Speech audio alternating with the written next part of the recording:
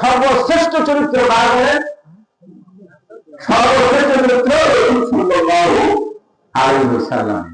ভাইরা, এই চরিত্রে অবশ্যই মুগ্ধ হওয়া, বিশ্বনবীর জীবন পর্যন্ত, বিশ্বনবীর সারা জীবন পর্যন্ত দিয়েছে। কথা ঠিক কিনা? কথা ঠিক কিনা? বিশ্বনবীর আদর্শে মুগ্ধ হয়ে দুর্দান্ত থেকে সাহাবা এসে তার হাতে কালেমা পড়ে মুসলমান হয়ে গেছে। কথা ঠিক কিনা বলেন? আবু জেহেল, উতবা, সাইবা হজের মৌসুমে তারা ঘোষণা দিল যে মনে মনে লোক সেট করে রাখছে যে তোমার হজ করতে আসো, ঠিকই হজ করে নির্বিঘ্নে চলে যাবে, কিন্তু আমাদের মক্কায় একজন লোকের আবির্ভাব হয়েছে যে নিজেকে নবী বলে দাবি করছে, আব্দুল্লাহ ইবনে মুহাম্মদ, তার কাছে যেও না, তার কথা শোনো না, সে পাগল হয়ে গেছে। লোকেরা হজ করতে এলো, এসে ফেরত যাওয়ার কথা চিন্তা করলো, দেখি পাগলটা কেমন, এখন দেখে যায়। মানে মানুষকে যে বিষয়ে নিষেধাজ্ঞা দেওয়া হয় তার প্রতি কিন্তু মানুষের আকর্ষণ বাড়ে। কথা ঠিক কিনা বলেন? দেখেন যুবকদের আকর্ষণ খালি নিয়ে কচি কচি মেয়েদের দিকে। কথা ঠিক কিনা বলেন? যেহেতু আল্লাহ তাআলা নিষেধ করেছেন যে পুরুষ মহিলার দিকে তাকায় না, যুবকরা ওই দিকে এখন আকর্ষণ বেশি। কথা ঠিক কিনা? আর নারীদেরকে বলা হয়েছে যে পুরুষের দিকে তাকায় না, নারীরাও ফুসকি ফুসকি তাকায়। কথা ঠিক কিনা বলেন? একদিন আমি বাজারে গিয়েছি, তো এক মহিলা মা আমাকে বলছিল, হুজুর দেখেন তো, এই হুজুর বাজারে শুরু থেকে থেকে আসে। কখন থেকে থেকে আসে? শুরু থেকে থেকে আসে। তার মানে 1-1.5 ঘন্টা কোনো বসে আছে, তখন ধরো মনে হয় টাকা আছে, যাই হোক, বলতে শুরু থেকে থেকে আসে। বললাম, মা এই হুজুর যে আপনার দিকে শুরু থেকে তাকিয়ে আছে, আপনি কেমনে বুঝলেন? আমি শুরু থেকে দেখতেছি। কি বুঝলেন? তার মানে হুজুর হয়তো দিয়ে একবার টাকা আছে, আপনি শুরু থেকে তাকিয়ে আছে। কথা ঠিক কিনা বলে? তাহলে দোষটা কার বেশি? দোষ কার বেশি?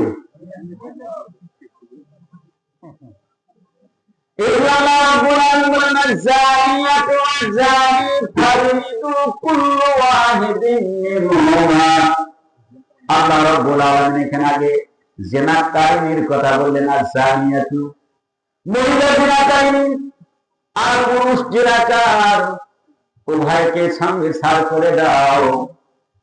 যদি বিবাহিত পুরুষ যদি জিনা করে, বুক পর্যন্ত গেড়ে দিয়া পাথর মারতে মারতে যতক্ষণ পর্যন্ত প্রাণবায়ু বের না হয়ে যাবে ততক্ষণ পাথর মারতেই থাকো। আইনটা আইনটা বিবাহ হয়েছে, সন্তান হয়েছে, এই মহিলা পুরুষের সঙ্গে জেনায় লিপ্ত হয়েছে, বিশ্ব নবী বলেন, আল্লাহ তাআলার আইন দিয়ে বলেন, তাকে ধরে নিয়ে এসো, বুক পর্যন্ত করে দাও, পাথর মারতে মারতে তাকে দুনিয়ার থেকে বিদায় করে দাও। এই আইনটা এরকম একজন জেনাকার অথবা একজন জেনাকারীকে যদি দুনিয়ার থেকে পাথর মেরে উৎখাত করে দেওয়া হলো, বরং দিদির পাড়ায় তার একটা জেনাকার ছিল, বরং এই বাংলায় একটা জেনাকারী মুক্ত হলো। গত কয়েকদিন আগে 14ই ফেব্রুয়ারি বিশ্ব ভালোবাসা দিবস চলে গেল। কথা ঠিক কিনা? কোন পত্রিকাতে রিপোর্ট, মানে মোবাইলের মাধ্যমে বহুদিন ধরে কথাবার্তা হতে হতে শেষে বগুড়া 3 মাথা রেল গেট তাদের সাক্ষাৎ, একজনের বাড়ি পাবনা আর একজনের বাড়ি রংপুর। তাদের এই গতিবিধি খুবটা ভালো মনে হয় না।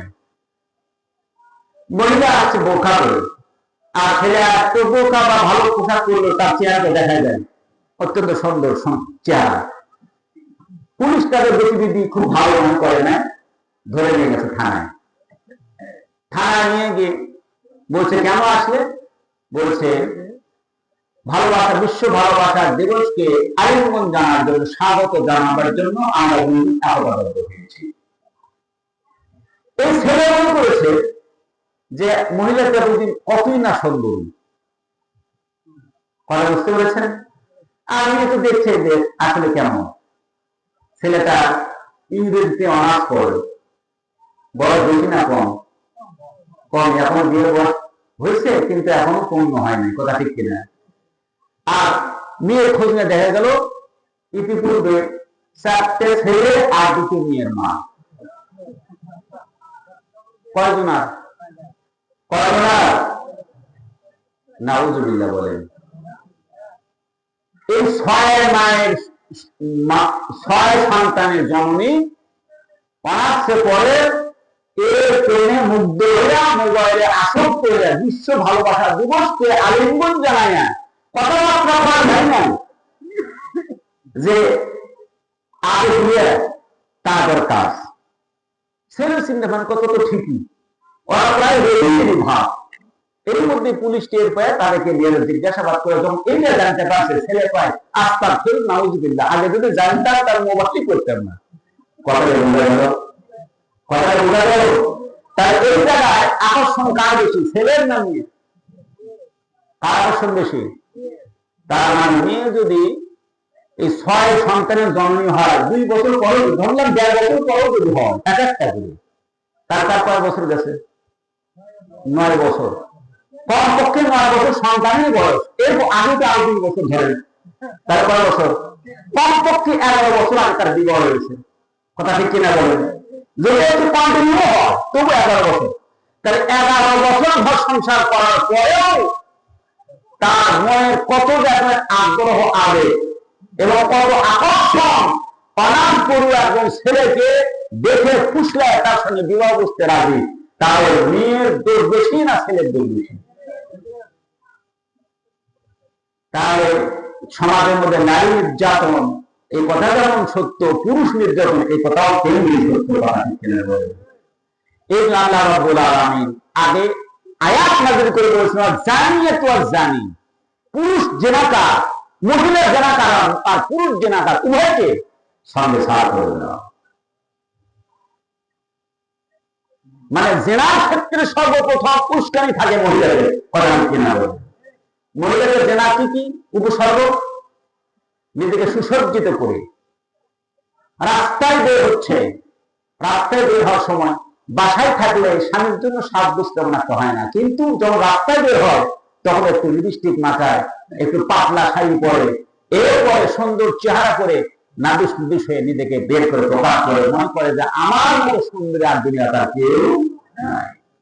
আল্লাহ হাবিব বলেন প্রত্যেকটি ধাপে ধাপে যদি তার স্বামী থাকে, তার স্বামীর আমল নামাজও একটা করে জেনার গুনাহ লেখা হবে, ওই মহিলার আমল নামাজও একটা করে জেনার গুনাহ লেখা হবে, প্রত্যেক ধাপে ধাপে। তাহলে ধরেন আপনার স্ত্রী ব্যাপারটা অবস্থায় এখান থেকে যদি আপনার এখানে কি বাজার বলে করি তোলা বাজার, কয় ধাপ হবে ভাই? কয় ধাপ? 100 ধাপ, 200, 400, মনে ধরেন 1000 ধাপ হলো। 1000 ধাপ, 1000 কদম ওই মহিলা ফেললো, 1000 বার শয়তান তার সঙ্গে জানা করলো। আর ওই গুনাহ শুধু ওই মহিলার আমল নামায় নয়, ওই গুনাহ তার স্বামীর আমল নামায়। স্বামী যদি জীবিত না থাকে, তার বড় সন্তান যদি জীবিত থাকে, আর বড় সন্তান যদি নিষেধ না করে, ওই বড় সন্তানের আমল নামায় ভর্তি করে দেয়। তাহলে পর্দায় থাকার দরকার আছে না? পর্দায় থাকার দরকার আছে না? আল্লাহ হাবিব বলেন জান্নাতের গেটে আমি ওয়াদাকে দেখে এসেছি,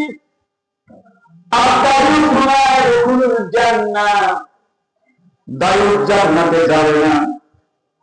সাহাবীরা বললেন ইয়া রাসূলুল্লাহ, বিশ্বনবী বলেন যে সমস্ত অভিভাবকরা অধীনস্থ স্ত্রীদেরকে পর্দায় রাখতে পারে না, তারাই হচ্ছে দাউদ বলেন আপনার স্ত্রীকে আপনি পর্দায় রাখতে পারেন না, আপনার মেয়েকে আপনি যৌবন মেয়েকে আপনি পর্দায় রাখতে পারেন না, আপনি দায়ী। আল্লাহ রাব্বুল আলামিনের জান্নাতে গেটে লেখা আছে দায়ী জান্নাতের সুঘ্রাণ পাবে না, জান্নাতে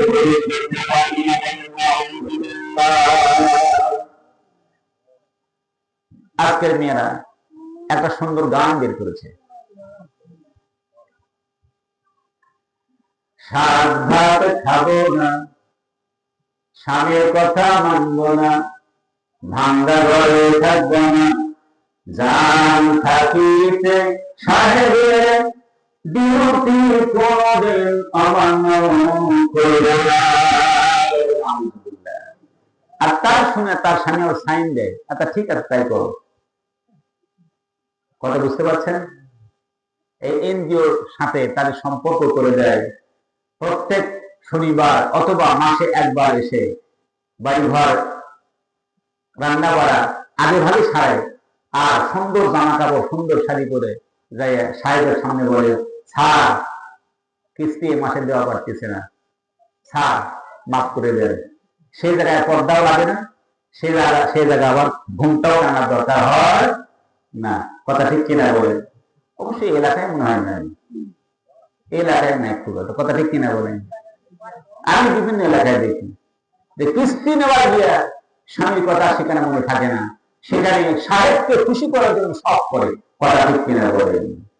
ভাইরা আমার, বাংলার জমিন যদি কোরআনের রাত কায়েম হইল, আল্লাহ রাব্বুল আলামিন কোরআন সাক্ষী, আল্লাহর কসমকে বলছি, কোন বাড়িতে কিস্তি প্রয়োজন হবে না, কোন বাড়িতে সুদ ভিত্তিক অর্থনীতি চলবে না, দেশের সুদ ভিত্তিক অর্থনীতি চলবে না, সমাজ একটা সুন্দর সুখী সমৃদ্ধ সমাজ কায়েম হবে এবং জাকাত ভিত্তিক অর্থনীতি ব্যবস্থা চালু করে মানুষের দল হয়ে যাবে, অধিকারগুলো সম্পদগুলো বৈধ হবে। বলেন সুবহান। আল্লাহ রাব্বুল আলামিন বলেন, ওয়া ফি আমওয়ালিহিম হাক্কুন লিস-সাইলি ওয়াল মাহরুম। এই সম্পদের অভাব এবং চাহিদা সম্পন্ন লোকের অধিকার, যাদের অধিকার আছে তাদের দিতে হয় না আনলে চলবে? বলে তাদের দিতে হয় না আনলে? তাদের দিতে হয়। যদি না দেন তাহলে তাই ধরা খায়। করা ঠিক কিনা বলে? তার মানে বাংলাদেশ তথা সারা বিশ্বের যদি করার আইন থাকতো, সুদ ভিত্তিক অর্থনীতি ব্যবস্থা উৎখাত করে জাকাত ভিত্তিক অর্থনীতি ব্যবস্থা চালু হলে বাংলাদেশের জাকাত দাতাদের টাকাগুলো একত্রিত করত রাষ্ট্রপ্রধান, আর সেগুলো সমাজের মধ্যে তালিকা করে লিস্ট করে সেই বাড়িতে তাদের অভাব অভিযোগ দূর করার জন্য রাষ্ট্রপ্রধান সম্পদ পৌঁছায় দিত।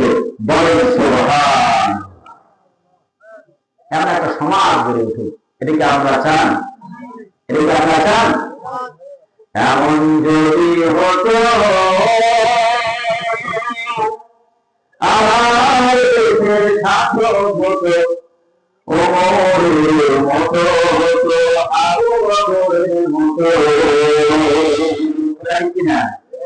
এমন যদি হতো আমার দেশের ছাত্র হতো, আবু বকরের মতো, ওমরের মতো। এই আবু বকরের কথা আপনি শুনেছেন তো নাকি? বাসায় এসেছে রাষ্ট্রপ্রধান, কিন্তু উনি মুসলিম ইমাম, উনি রাষ্ট্রপ্রধান। বাসায় এসে দেখেন হালুয়া তৈরি হয়েছে। কি তৈরি হয়েছে? হালুয়া মানে কিছু মিষ্টি তৈরি হয়েছে। উনি অবাক হয়ে গেলেন, এটা আমার স্ত্রী, মিষ্টি কোথায় পেলে? কোথায় পেলে? 500 টাকা থেকে বুঝি দিয়ে গেছে। উনি বলছেন, হুজুর গোস্তাকে মাফ করবেন, আপনার সন্তানরা মাসাধিক কাল হলে আমার কাছে একটু আবদার রেখেছে মিষ্টি খাবে, কিন্তু আপনি যে বেতন পান সেই বেতনের টাকা তো মিষ্টি কেনার মতো সামর্থ্য নাই হুজুর।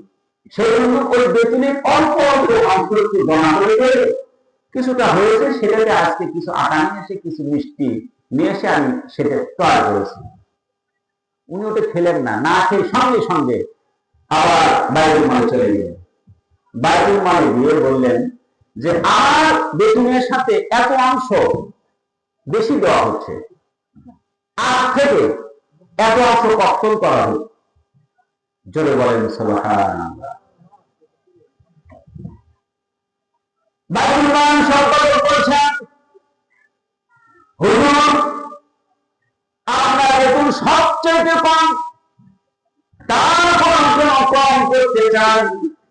হযরত আবু বকর রাদিয়াল্লাহু আনহু বলেন, আরে আমার প্রাণের দায়িত্ব সম্পর্কে শুনি, আমার এলাকার মধ্যে সবচাইতে গরিব যে দুঃখী মানুষ, ওই দুঃখী মানুষের জীবনের সামনে আমার জীবনটা আমি করতে চাই। হাসরের ময়দানে, মুসিবতের ময়দানে আল্লাহ রাব্বুল আলামিন যেন আমাকে কথা বলতে না পারে। তোমাদের শাসন ভার দেওয়া ছিল, রাষ্ট্রের ক্ষমতা দেওয়া ছিল, রাষ্ট্রের টাকা বেশি করে তুমি আদায় করেছিলে, বেশি তুমি খেয়েছিলে, আর হাসরের ময়দানে জবাব দিয়ে তারপরে তুমি জান্নাতে যাও। এই ভাবে আছি। সুতরাং এলাকার মধ্যে সবচাইতে যে বান্দা গরিব, যে মানুষটা দিন আনে দিন খায়, যা খাওয়া দাওয়া অত্যন্ত সাদা মাটা, সেই বান্দার সঙ্গে মিল করে আমি আমার জীবন যাপন করতে চাই।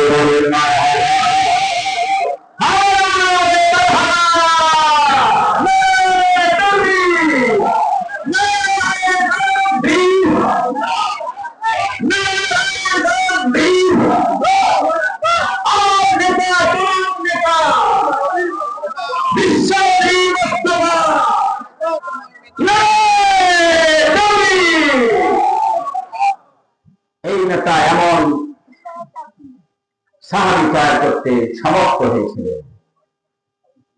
হযরত আবু বকর সিদ্দিক রাদিয়াল্লাহু আনহুর সময় কোন অভাব অভিযোগ কি ছিল রাজ্যের মধ্যে? কোন অভাব অভিযোগ ছিল না। মারামারি, হানাহানি, কাটাকাটি ছিল না। শুধুমাত্র একটা যুদ্ধের সূচনা হয়েছিল একটা কারণে।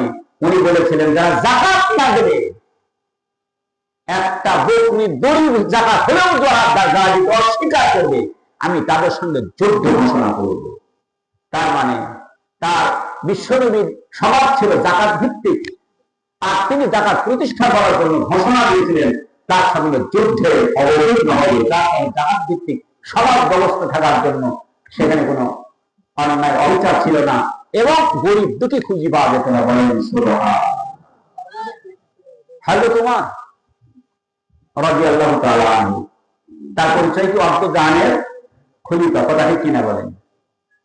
তার ছেলে মক্তব থেকে এসে বলতেছে, মা, কাল থেকে আর মক্তবে যাব না। কেন? বলছে, আমি অন্তর্জানের খলিফা উমরের ছেলে আমার জামার তালি গুনেছে, আমার বন্ধুরা গুনে হাসাহাসি করতেছে, ঠাট্টা মশকরা করতেছে। আমার জামাই 14টা তালি গুনেছে। কয়টা? এই তালি কি হাউস করে দিয়েছে না ছিঁড়ে দেওয়া করে দিয়েছে? তার মানে রাষ্ট্রপ্রধানের ছেলে গায়ে 14টা তালি দেওয়ার জামা। তার মানে কেনা সামর্থ্য থাকা সত্ত্বেও তালি দিয়েছে নাকি?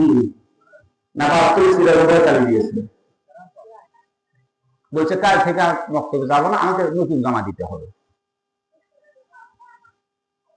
হযরত ওমর বাড়িতে ফিরলে তার স্ত্রী ঘটনাটা খুলে বললেন।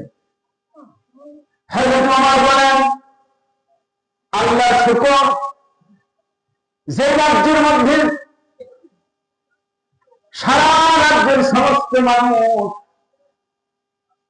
অর্থনৈতিক গ্যারান্টি খুঁজে পেয়েছে, অভাব অভিযোগ দূর হয়ে গেছে, শুধু আমার ছেলের গায়ে 14টা তালি রয়েছে। আমি প্রমাণ করতে চাই পরকালের ময়দানে রব্বুল আলামিন তোমার বিশ্বনবী আদর্শে অনুপ্রাণিত হয়ে এমন একটা সমাজ ব্যবস্থা কায়েম করেছিলাম, যে সমাজের মধ্যে সকল মানুষের তালিবিহীন কাপড় পরিধান করার মতো সুযোগ হয়েছে। শুধু আমার ছেলে 14টা তালির কাপড় আলা কাপড় নিয়ে মক্তবে গেছে। আল্লাহ রাব্বুল আলামিনের দরবারে আমি হলফ করে বলবো, রাষ্ট্রের কোন টাকা আমি সুস্থ করি নাই, নষ্ট করি নাই। বলেন সুবহানাল্লাহ। আর বাংলাদেশের একটা মেম্বারের ছেলে কি তালি আলা কাপড় পরে? একটা চেয়ারম্যানের, একটা এমপি, একটা মন্ত্রী, আর একটা করে মন্ত্রী এমপি তো দূরের কথা, একজন মন্ত্রী একজন চাকরি হচ্ছে 450 কোটি টাকা সম্পদ। এটা কার সম্পদ বলেন? জনগণের সম্পদ। এখানে মুখের মজদুর, শ্রমিক, জেলে খেটে খাওয়া মানুষ, আমরা চাকরি করে আমাদের টাকা আছে, কথা ঠিক কিনা বলে? এই টাকাগুলো যারা মেরে দিল, পরকালের ময়দানে কি এমনি এমনি তাদের ছেড়ে দেওয়া হবে? এমনি ছেড়ে দেওয়া দেখতে নাকি হিসেব দিয়ে দিতে হবে? হিসেব দিয়ে দিতে হবে। ভাইয়া আল্লাহ রাব্বুল আলামিন খালাইয়ামান মিসকালা যারাতিন খায়রান ইয়ারাহু ওয়া আইয়ামান মিসকালা যারাতিন শাররান ইয়ারাহু। কোন বান্দা যদি সামান্য একটা ভালো কাজ করেন সেইটাও দেখতে পাবেন। কোন বান্দা জেনা করেছে, জেনার শুরুত নাই কিন্তু পরকালে শুরুত হবে। কোন বান্দা কাউকে গালি দিয়েছে সেটাও শুরুত ধারণ করবে। কোন বান্দা ঘুষ নিয়েছে সেটাও শুরুত ধারণ করবে। কোন বান্দা মিথ্যা কথা বলেছে সেটাও শুরুত ধারণ করবে। কোন বান্দা কোন নারীর দিকে তাকাইছে সেটাও শুরুত ধারণ করবে। কোন বান্দা মানুষের আয় ফেলেছে সেটাও শুরুত ধারণ করবে। দুনিয়ার ময়দানে পাপকে আমরা চোখে দেখতে পারি না, অন্তরে কল্পনা করি, কিন্তু আল্লাহ রাব্বুল আলামিন প্রত্যেকটা পাপকে কায় ধারণ করে দিয়ে তার সামনে হাজির করবে। আমি ওই বান্দার নয় ঘুম, আমি ওই বান্দার নয় সুর, আমি ওই বান্দার নয় এই সমস্ত পাপ কাজ, একটা পাপ কাজ সুরত নিয়ে তার সামনে হাজির হবে। ওই বান্দা সেই দিন লাল বলবে, রব্বুল আলামিন দুনিয়ার ময়দানে যদি বুঝতে পারতাম আমার পাপ আমাকে ধ্বংস করবে, জিন্দেগিতে কোন পাপ আমি করতাম না। সব সেদিন হাজির হয়ে যাবে। ওই বান্দা মিথ্যা কথা বলবে, বলে না আমি ওই করি নাই। আল্লাহ রাব্বুল আলামিন সেই ময়দানে সূরা ইয়াসিনের 65 নম্বর আয়াত, আল-ইয়াওমা নাখতিমু আলা আফওয়াহিহিম, বান্দার মুখে মোহর মেরে দিবেন, ওয়া তুকাল্লিমুনা আইদিহিম, হাত কথা বলবে, হাত বলবে রব্বুল আলামিন আমাকে দিয়া গুলি করেছিল, আমাকে দিয়া সুদ লেগেছিল, আমাকে দিয়া ঘুষ গ্রহণ করেছিল, আমাকে দিয়া সিনেমার টিকিট গ্রহণ করেছিল। এইভাবে মন্দ মন্দ কাজ যেমন প্রকাশ করবে, ভালো ভালো কাজ সেভাবে প্রকাশ করবে। বলবে রব্বুল আলামিন আমাকে দিয়া যাকাত দিয়েছিল, আমাকে দিয়া তাসবিহ তাহলিলের করগুলো ছিল, আমাকে দিয়া মানবতার সেবা করার জন্য ত্রাণ পৌঁছায় দিয়েছিল, ভালো এবং মন্দ দুইটাই প্রকাশ করে দিবে। দুই হাত বলেন সুবহানাল্লাহ। আর পা তখন কি বলবে জানেন? ওই সমস্ত কাজ করার জন্য আমি তো আমাকে ব্যবহার করে হেঁটে হেঁটে গিয়েছিল। এটা কি আমার কথা না কোরআনের কথা? আমার কথা না কোরআনের কথা। সুতরাং আপনি খারাপ কাজ করেন আপনার ধ্বংস হবে, আপনার ধ্বংস হবে। ভালো কাজ করবেন আপনার কল্যাণ হবে। কথা ঠিক কিনা? ভাইরা এই জন্য দুনিয়ার ময়দানে যা কিছু করেন না কেন সব সাক্ষী হয়ে যাবে। হাত কথা বলবে, পা সাক্ষী দেবে। ওই বান্দা পাঁচ দিকে তাকায় বলবে, আফসোস করে বলবে রে আমার পা, রে আমার হাত। দুনিয়ার ময়দানে কত সুন্দর সুন্দর কসমেটিক্স তোকে লাগাইছি, দুনিয়ার ময়দানে সাবান লাগিয়েছি, দুনিয়ার ময়দানে ইম্পেরিয়াল সাবান, লাক্স সাবান, জানে সাবান, আর লাইফবয় সাবান থেকে শুরু করে সব সাবান তোকে দিলাম, আর আমার বিরুদ্ধে সাক্ষী না দিলে কি হতো না? এটাকে আমি বলছি না, কোরআন বলছে। কোরআন বলছে ক্বালু লিজুলুদিহিম লিমা শাহিদতুম আলাইনা, রে আমার হাত পাও কেন আমার বিরুদ্ধে সাক্ষী দিলে? সাক্ষী কি না দিলে হতো না? হাত বলবে নাগার মন্ত্র, দুনিয়ার ময়দানে আল্লাহ আমাকে বাক শক্তি বন্ধ রেখেছিল, এই সুযোগে তুমি জেনা করেছো, মদ খেয়েছো, সন্ত্রাসী করেছো, চাঁদাবাজি করেছো, বৈষম্যবিরোধী ছাত্র আন্দোলনের গুলি চালিয়েছো, মানবাধিকার আলম্বন করেছো, আলেম ওলামাদেরকে জেলখানায় ভরেছো, আর মুক্তি মার্গের মসজিদদেরকে ফাঁসির কাছে বসতে, ফাঁসির কাজ করতে দাঁড় করার ফাঁসি দিয়েছ। আর কিয়ামতের ময়দানে, মুসিবতের ময়দানে আমি হাত সহ্য করছি না, তোর বিরুদ্ধে সাক্ষী দিয়া আল্লাহ রাব্বুল আলামিনের পাক গোড়া থেকে দাঁড় করাই দাও। জয় বলেন সুবহানাল্লাহ, আল্লাহ বলেন সুবহানাল্লাহ। সুতরাং বাংলার জমিনে যারা ইসলামকে নিয়ে খেলা করেছেন,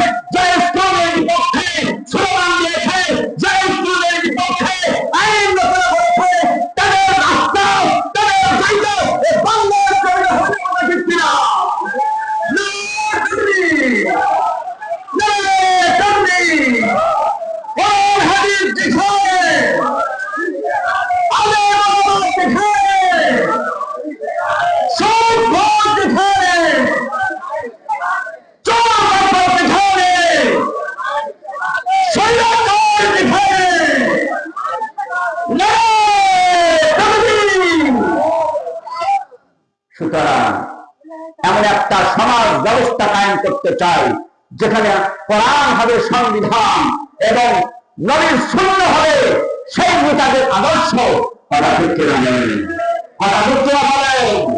তাদের আনুগত্য করবো, তাদের মধ্যে কোরআন আছে, তাদের আনুগত্য বয়কট করবো, তাদের মধ্যে কোরআন নাই। কথা ঠিক আছে? কথা ঠিক আছে? আমরা বলছিলাম বিশ্বনবীর ভালোবাসা, কথা ঠিক কিনা বলেন? কি বলছিলাম? বিশ্বনবীর ভালোবাসা। এক সাহাবী বলছে, হুজুর আমি আপনাকে ভালোবাসি। হুজুর বললেন, সত্যি? হ্যাঁ ভালোবাসি। আপনার কি খারাপ লাগছে? আল্লাহর হাবিব বললেন, তাহলে দুঃখ, দারিদ্র, কষ্টকে মেনে নেওয়ার মতো যোগ্যতা কি তোমার আছে? আল্লাহর হাবিব বললেন, আমাকে যদি ভালোবাসো, সমুদ্রের ঢেউ যেইভাবে দ্রুত গতিতে আসে সেই রকম দারিদ্রতা, কষ্ট আর ক্লেশ তোমাকে গ্রাস করবে। এগুলোর মোকাবেলায় ধৈর্য ধারণ করতে যদি পারো, আমি নবীর ভালোবাসা তোমার যথার্থ ভালোবাসা।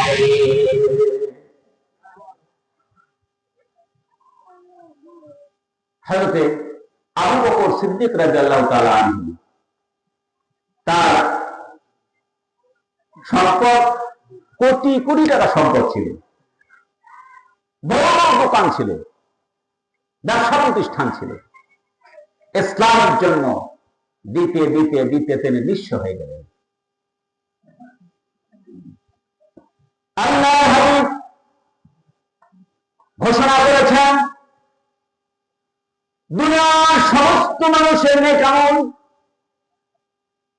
সারা জিন্দেগীর দুনিয়ার সমস্ত মানুষের নেক আমল যদি এক পাল্লায় উঠায় দেওয়া হয়, আর আমার প্রিয় সাহাবী হযরত আবু বকর রাদিয়াল্লাহু তাআলা আনহু হিজরতের রাতে এক রাত্রি সওয়াব যদি এক পাল্লায় উঠানো হয়, আবু বকরের সওয়াবে পাল্লা ভারী হয়ে যাবে।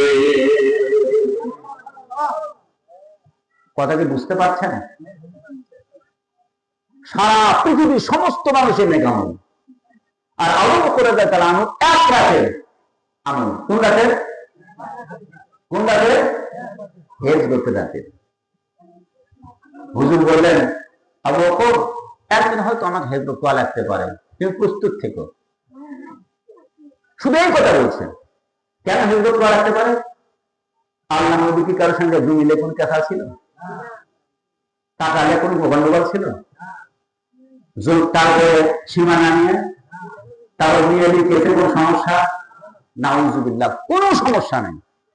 শুধু সমস্যা ছিল কি, একদিন সকালবেলা উনি চিন্তা করলেন কিভাবে মানুষকে সৎ কাজে ডাকা যায়। সকালবেলা উনি পাহাড়ের পাদদেশে গিয়ে বললেন, ইয়া সাব্বাহাহু ইয়া সাব্বাহাহু। মানে এই ঘোষণাটা হচ্ছে মদিনার জন্য একটা বিপদ সংকেত ঘোষণা। আমাদের এলাকায় বা এই যে ক্যান্টনমেন্ট এলাকায় যারা থাকে, একটা বিগ বাজে ওঠে যদি কোনো সন্ত্রাসীরা আসে, অথবা ক্যান্টনমেন্ট এলাকায় যদি হামলা চালায়, তখন সেই বিপদ বেজে ওঠে। সমস্ত আর্মি, মিডিয়া, পুলিশ সবগুলো বড় হয়, সেটা প্রোটেকশন দেওয়ার জন্য। কথা বুঝতে পারছেন? আপনার এলাকায় রোজার সময় সাইরেন বাজে, কথা ঠিক কিনা বলেন? সাইরেন বাজে, তার মানে সংকেত দেয় যে আর সেহরি খাওয়ার সময় নেই, শেষ, সংকেত দেয়। কথা ঠিক কিনা বলেন? সেহরি খাবেন তো ইনশাআল্লাহ, রোজা রাখবেন তো ইনশাআল্লাহ।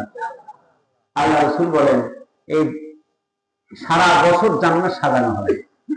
সারা বছর জান্নাত তো এমনি মনোমুগ্ধকর, এমনি সুন্দর। জান্নাতের বর্ণনা হুজুর দিকে বলছেন এত সুন্দর, যা মানুষ চিন্তা করতে পারে না, কল্পনা করতে পারে না, যা মানুষ দেখে নাই, চক্ষুতে দেখে নাই, অন্তরেও কল্পনা করতে পারে না। এত সুন্দর জান্নাত।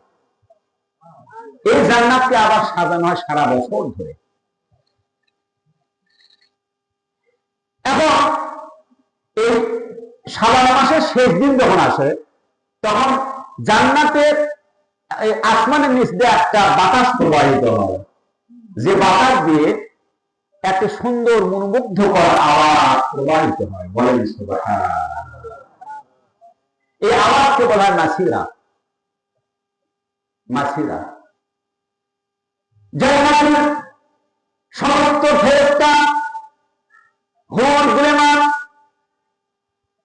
তারা আল্লাহ রাব্বুল আলামিনকে প্রশ্ন করেন, রব্বুল আলামিন সারা বছর ধরে জান্নাত সাজালাম, আবার রমজান মাসের চাঁদ যখন দেখা দিলে তার আগামী সুন্দর বাতাস প্রবাহিত করে দিলে, কারণটা কি আমরা কি জানতে পারি? রব্বুল আলামিন বলেন, যারা রমজান মাসে রোজা রাখার জন্য নিয়ত করেছে ওই বান্দারা শুরু থেকে শেষ পর্যন্ত কোন কারণ ছাড়া রোজা বাদ না দিয়ে অসুস্থ অবস্থা রোজা বাদ না দিয়ে রোজায় গেছে, ওই সমস্ত বান্দাদের জন্য আমি জান্নাতকে সাজানোর জন্য সমস্ত মুসলমানদেরকে নির্দেশ দিয়েছি। জান্নাতে হুজুরা অপেক্ষমান থেকে বলতে রব্বুল আলামিন যে জান্নাতি মানুষগুলো এই জান্নাতে দিলেন তারা কারা, তাদের সঙ্গে আমাদের বিবাহের ব্যবস্থা করে দিও। তারা বলবে, জান্নাতে হুরগের মান্ডা বলবেন। আল্লাহ রাব্বুল আলামিন বলেন, যারা রমজান মাসে রোজা আমাকে ভয় রেখে পালন করবে, আমার সন্তুষ্টির জন্য রোজা রাখবে, আমি রব্বুল আলামিন তোমাদের সঙ্গে তাদের বিবাহ আবদ্ধ করে দিব। জয় বলেন সুবহান। ওয়ালিমান খাফা মাকামা রাব্বিহি জান্নাতান, যারা আল্লাহ রাব্বুল আলামিনের ভয় মন্ত্রে লালন করে আল্লাহ রাব্বুল আলামিন তাদের জন্য দুই জান্নাত রেখেছেন। বলেন সুবহানাল্লাহ। আল্লাহ বলেন সুবহানাল্লাহ। মান সামা ঈমানা ওয়াহিদ সাবান গুফরা লাহু মা তাকাব্বালা মিন জামি, যারা ঈমান ও চেতনা সহকারে রমজান মাসে রোজা রাখে তাদের জিন্দেগি আগের কাজ সব দিন মাফ হয়ে যায়। রোজা রাখার নিয়ত আছে তো ইনশাআল্লাহ? রোজা রাখার নিয়ত আছে ইনশাআল্লাহ? এবার কবুল করবে আমিন। ভাই আমার জি ওইদিকে এগোচ্ছি। তাহলে আবু বকরের এক রাতের সওয়াব আর সমস্ত পৃথিবী সকল মুসলমানের সওয়াব সমান, কথা ঠিক কিনা? তাহলে হিসাব অনুপাতে জান্নাতে কে আগে যাবে?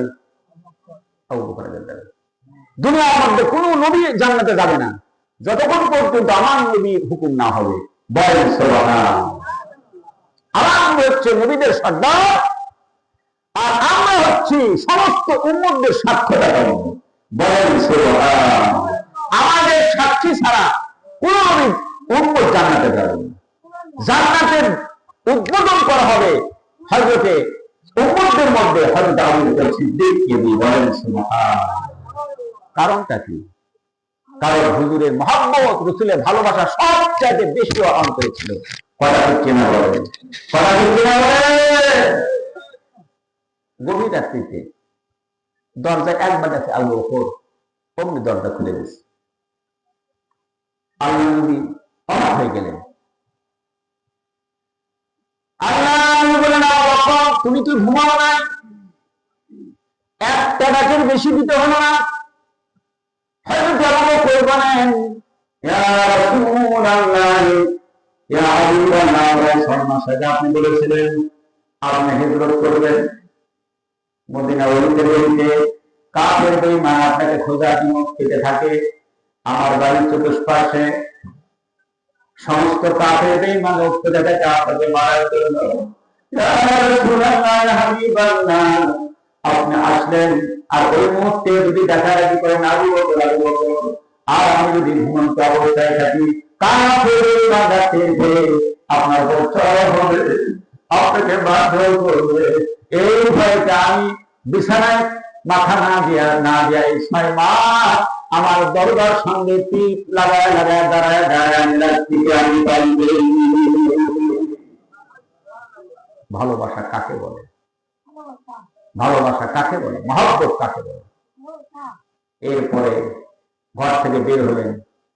বের হয়ে দেখেন যে তার চুল্লি, তার ঘাড়ের উপরে লাঠি একটা নিয়ে বলছে, হুজুর আমি রেডি। বললেন, আবু বকর তুমি কেমন বুঝলে আজকে আমি আসবো? বলছে, হুজুর আজকে শুধু না, যেদিন থেকে বলছেন সেদিন থেকে আমি প্রস্তুতি নিয়ে দাঁড়িয়ে থাকি, বলেন সুবহানাল্লাহ। রাস্তা বের হলো, একবার সামনে যায়, একবার পেছনে, একবার ডানে, একবার বামে, একবার সামনে, একবার পেছনে। আল্লাহর হাবিব পা ফেলেন, অন্ধকার অগ্নি, পায়ের কাটা বেঁধে, পাথর বেঁধে পা থেকে রক্ত ঝরছে।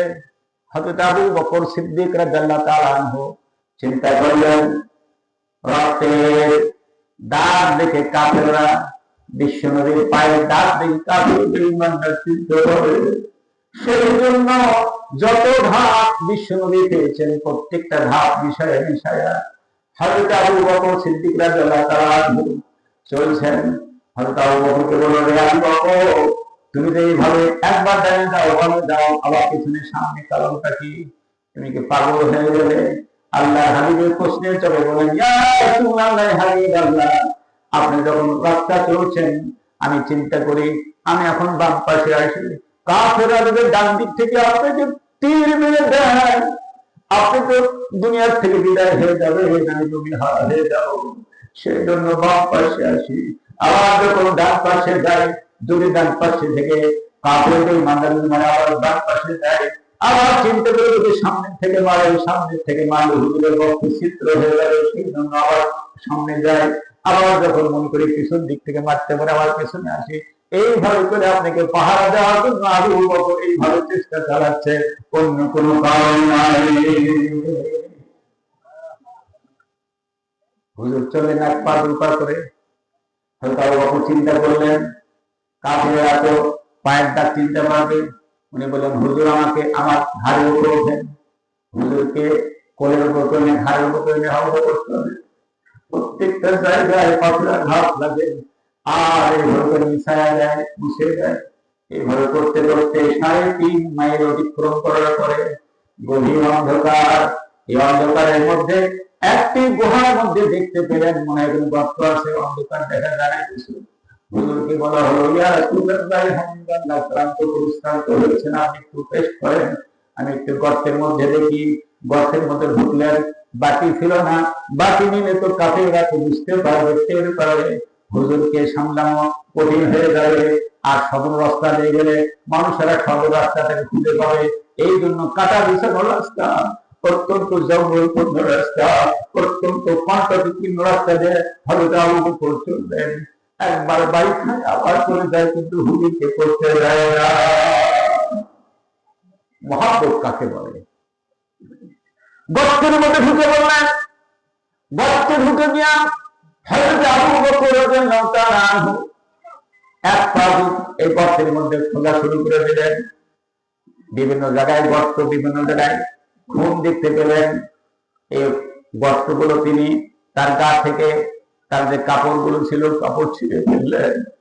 ছিঁড়ে ফেলে তার পাঞ্জাবি বলেন, জিব্ব বলেন, সব ছিঁড়ে একটা একটা করে খুন তিনি এইভাবে বুঝাতে লাগলেন। গর্তগুলো খুন বলেন তো সাপ বিচ্ছু পোকা যেখানে থাকে, এইভাবে বুঝাতে বুঝাতে বুঝাতে বুঝাতে তার গায়ের পরনের বস্ত্র সব শেষ হয়ে গেল, কিন্তু গর্তে একটা বাকি ফিরে গেল।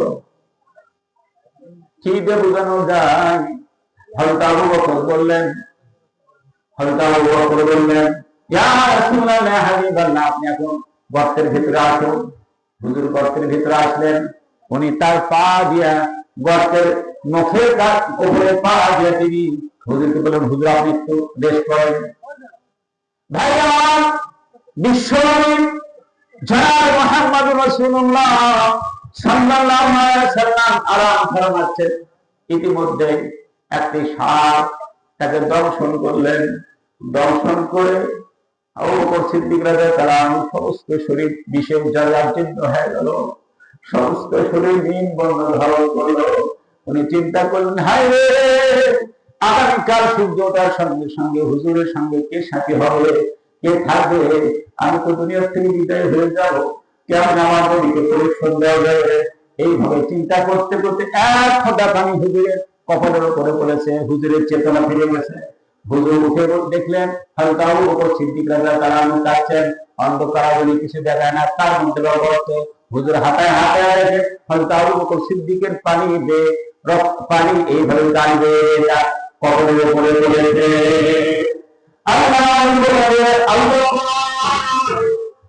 সন্তানের মায়া, স্ত্রী পরিজনের মায়া মনে হয় তুমি আছে কেন কাছে আলু বকর মনে বলেন আমি তো আমার জিন্দেগিতে আপনার হাতে ভায়া ধর করে আপনাকে নবী বলে স্বীকার করার বলে একদিনের জন্য স্ত্রীর কথা ভাবি নাই, একদিনের জন্য সম্পদের কথা ভাবি নাই।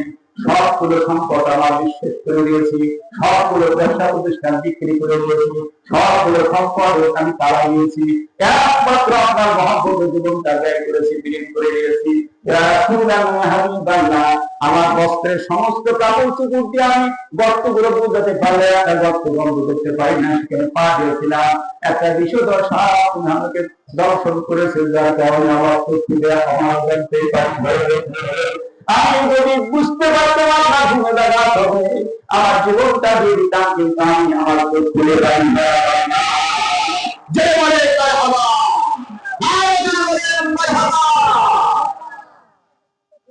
নবী মহব্বত বেশি না কম? নবী মহব্বত বেশি না কম? ভাইরা আমার, সেই সাহাবীকে হুজুর একদিন বললেন, আবু বকর, অনেক বড় ইতিহাস, আবু বকর মদিনার রাষ্ট্রপ্রধান থাকাকালীন বললেন, আবু বকর জিহাদে যেতে হবে, যুদ্ধ করতে হবে, তোমরা যার কাছে যা আছে সব নিয়ে এসো। সবাই জমা করলো। কেউ তার সম্পত্তি 3 ভাগের 1 ভাগ, কেউ 3 ভাগের 2 ভাগ, কেউ অর্ধেক, সব নিয়ে আসলো। ভাইরা আমার, আমি আর 10 মিনিট কথা বলবো। সময় দিতে আগে আছে তো? ইনশাআল্লাহ সময় দিতে আগে আছে তো? সময় কত এখন? কত 12টা বাজে? ভাইরা আমার, বিরক্ত হচ্ছে না আপনারা? ওই যে ফ্রিজি মনে আছে না, ঘর দিয়ে আছে, করে শুনবেন না? না শুনে যাবে? আচ্ছা আচ্ছা আচ্ছা, সবাই আমরা বলি লা ইলাহা ইল্লাল্লাহ, লা ইলাহা লা ইলাহা ইল্লাল্লাহ মুহাম্মাদুর রাসূলুল্লাহ। পদের শেষে কি আছে বলেন? সবার কাছে কথা ঠিক কিনা বলেন? এই জন্য দেখা যাচ্ছে না মুসলিম একটু বাড়তেছে, আলহামদুলিল্লাহ। আসেন আবার সময় মধ্যে তাবর দেওয়া হবে, যে যেখানে আসেন এসে বসে গেলেন, আর 10 মিনিট এর মধ্যে ইনশাআল্লাহ তাবরের ভিতরে দেওয়া হবে ইনশাআল্লাহ।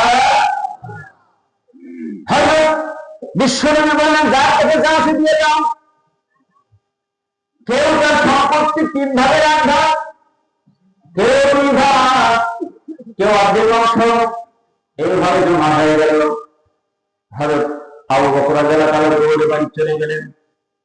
বাড়িতে গিয়া তার স্ত্রীকে বললেন, তার স্ত্রী, আপনার বাড়িতে কি কিছু আছে? আপনার বাড়িতে কি কিছু আছে?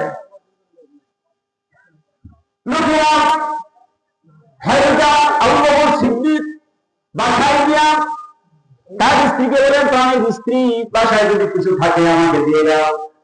বলছে, প্রাণের স্বামী, আমার বাসায় কোনো কিছু নাই, মাত্র আপনার খাবার জন্য পাশের বাড়ির থেকে আটা চেয়ে নিয়ে এসেছি। হযরত আবু বকর সিদ্দিক রাদিয়াল্লাহু তাআলা তড়ি ঘড়ি করে সে আটা নিয়ে পুটলিতে ভরালেন। এরপরে একবার সামনে তাকায়, আবার উপরে তাকায়, আবার গেটের দিকে তাকায়, তাকায় তাকায় দেখে তার স্ত্রী বলেন, প্রাণের স্বামী, কি জন্য বারবার তাকাচ্ছেন? আপনার সম্পদ বলতে তো দুনিয়াতে কিছু নাই, সব বিক্রি করে দিয়েছেন, বিশ্বনবী মুহাম্মদ সব করে দিয়েছেন, বাড়িতে কিছু নাই, কি জন্য টাকা? উনি সামনে দেখেন খুঁটির সাথে কিছু কেনা মোড়ানো, সেটা নেন, আবার নিচে দেখেন কিছু দই, সেটা নেন, এরপরে দেখেন সুচ সেলাই করতে করতে রেখে দিলেন, সেটাও নিলেন, বাড়িতে সুচ নিলেন, দড়ি নিলেন, এরপরে আছে নেত্রা আছে সেগুলো দিলেন, মাত্র আগার কাছে আটা আছে সেইটা পর্যন্ত নিয়ে যাকে ভর্তি করলেন। বাড়িতে আর কিছু থাকলো? বাড়িতে কিছু থাকলো? খাওয়ার কিছু আছে? পড়ার কিছু আছে? জ্ঞান ব্যালেন্স কিছু আছে? সব উজাড় করে একটা পুটলিতে ভুললেন। বিশ্বনবীর সামনে স্তূপ হয়ে গেল সম্পদে, কেউ সোনা, কেউ নাকের ফুল, কেউ কানের দুল, কেউ খেজুর, কেউ গম, কেউ জ্বর যে তুফ হয়ে গেছে। আবু বকর সিদ্দিক রাদিয়াল্লাহু তাআলা আনহু এক পা দুই পা করে এসে বিশ্বনবীর সামনে একটা পুটলি নিয়ে এসে দাঁড়ালেন। হুজুর পাক সাল্লাল্লাহু আলাইহি ওয়াসাল্লাম সেটা খুললেন, খুলে এভাবে ঝাড়লেন, দেখেন আধা কেসে আটা আর স্মুজ আর ন্যাকড়া আর দড়ি তেল। লোকেরা হাসাহাসি শুরু করতেছে। আমরা দিলাম টাকা পয়সা সোনা রূপা গয়না, আর উনি কি বলছে দড়ি সুচ আর আটা, এলে কি দাম হলো? কি ভাই কথা শুনতে পাচ্ছ? আল্লাহর হাবিব বললেন, তুমি কতটুকু এনেছো? উনি বললেন, ইয়া রাসূলুল্লাহ, আমার যাবতীয় সম্পত্তির অর্ধেক আমি আপনার কবরের মহলে দান করেছি। তুমি কত এনেছো? আমি 3 ভাগের 2 ভাগ এনেছি। এইভাবে প্রশ্ন করতে করতে করতে সর্বশেষ আবু বকর বয়োবৃদ্ধ, জ্ঞানবৃদ্ধ, বিশ্ব নবীর ভালোবাসার মানুষ তাকে জিজ্ঞাসা করলে, আবু বকর তুমি কতটুকু এনেছো আর বাসায় কি এসেছো? উনি আল্লাহর কসম খেয়ে বলছেন, ইয়া রাসূলুল্লাহ, ইয়া হাবিবাল্লাহ, দুনিয়ার যাবতীয় সম্পদ বলতে